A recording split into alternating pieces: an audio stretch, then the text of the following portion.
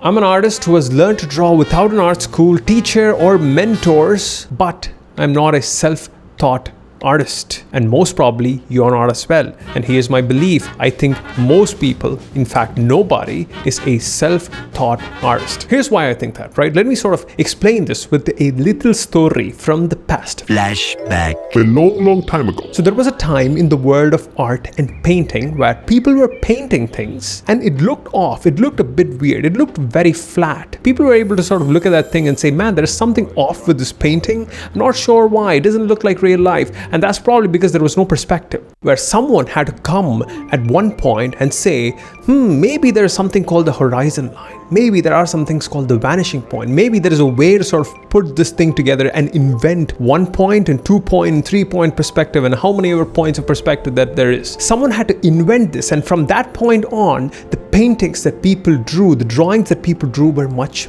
better from that point on. But till then, before that, it was just flat as heck.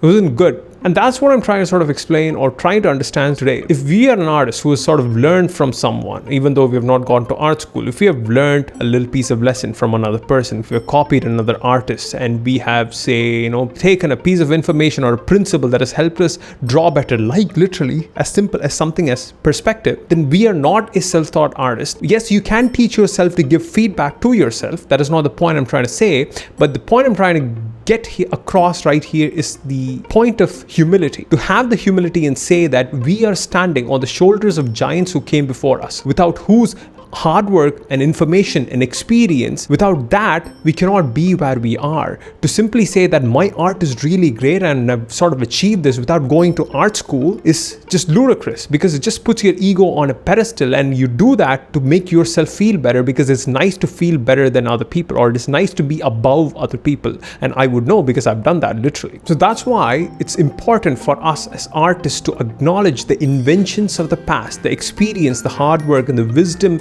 of those artists who came before us, even though we don't know their name, even though they will be forgotten over time. You and I will most likely be forgotten over time. So it's important for us to acknowledge their work and to know and have some humility to say that, you know what, I don't know everything and I'm not quote unquote self-taught. I am self-taught, but I'm not self-taught in the way that people, it's like I'm not a prodigy. Just art didn't just come into my brain when I was born and then just flow through my hands like laser beams out of godly pictures. It's not like that. So that's why we need to honor the artists who came before us, and to always know and keep in mind that we are standing on the shoulders of giants. It's a perspective that I have. It doesn't mean that everyone needs to have it, but it's a perspective that I have that I find myself to be very useful in moving forward. Yeah, that's it. That's what I want to talk about in this episode of 2 Minute Tuesdays. It was not 2 minutes, but it's on a Tuesday. I'll see you next week. Bye-bye.